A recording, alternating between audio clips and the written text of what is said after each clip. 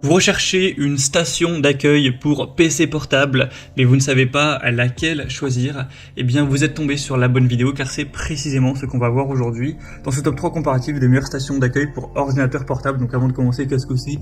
Très simplement, c'est un port USB ou USB-C, on aura les deux possibilités la plupart du temps, qui va vous permettre d'avoir beaucoup plus de possibilités au niveau de la connectique avec votre PC portable, car votre PC portable étant assez petit n'a pas la possibilité d'avoir énormément de ports USB, de ports HDMI, peut-être qu'il n'y en a même pas du tout, de ports DVI, de ports, voilà, tous les ports qui puissent exister.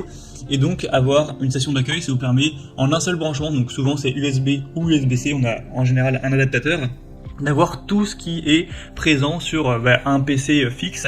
Donc vous aurez un USB 3.0, vous aurez de l'USB 2.0, vous aurez du DC 12 volts, vous aurez de l'HDMI, vous aurez du DVI, vous aurez un port LAN, donc pour mettre un câble Ethernet par exemple, donc ce qui vous permettra d'avoir beaucoup plus de possibilités.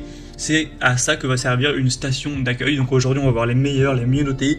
Je vais vous les présenter par ordre de prix décroissant, en précisant à chaque fois si c'est USB, USB-C ou les deux, pour que vous ne vous trompiez pas sur la compatibilité.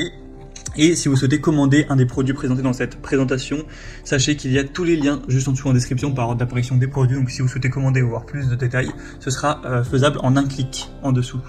Allez, on va commencer donc tout de suite avec le Wavelink USB 3.0 et USB-C, car on aura tout simplement un adaptateur. Ça veut dire que si vous avez par exemple un MacBook qui utilise le USB-C, ce sera possible, et si vous avez un PC portable classique qui utilise l'USB, ce sera également possible. Vous aurez juste à brancher ça en fonction avec l'adaptateur.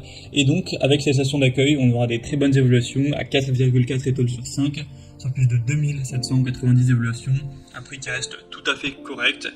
Bon, c'est quand même le plus cher de la sélection, mais ça reste pas si différent de la concurrence. Vous aurez donc pas mal de possibilités au niveau de la connectivité que va vous offrir donc cette station d'accueil.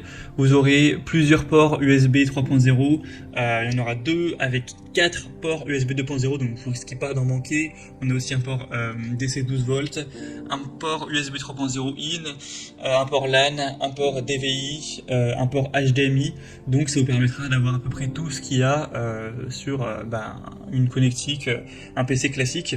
Donc c'est un choix qui peut être très intéressant. En plus c'est compatible, voilà, USB-C ou USB 3.0 classique, donc c'est vraiment un choix que je vous recommande. Pour voir plus de détails dessus, ce sera donc le premier lien dans la description sous cette vidéo. Un deuxième modèle que je vous présente, donc, qui est nettement moins bien noté, c'est le JIC, station d'accueil USB-E, donc avec aussi un port USB-C. Donc vous aurez normalement les deux possibilités avec 4,3 étoiles sur 5 au niveau des évaluations, donc ça reste correct, mais c'est quand même un petit peu moins bien que le modèle précédent. Et sinon au niveau des possibilités, donc ce que vous allez avoir, vous aurez donc ce qui est pas mal, c'est qu'il y a aussi un port SD. Donc voilà, si ça vous intéresse de brancher une carte SD, ce sera très pratique.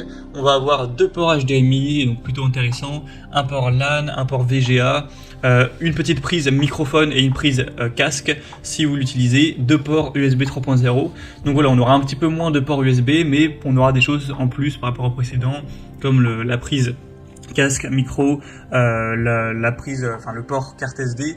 Donc voilà, c'est différent, à voir vous ce qui vous intéresse le plus. Sinon au niveau du prix, c'est nettement moins cher, d'une dizaine, quinzaine d'euros, donc voilà, pas énormément de différence. Donc voilà, c'était un autre choix qui peut vous intéresser. Et on va terminer avec un dernier qui, cette fois par contre, c'est vraiment pour les USB-C. Il n'y a pas de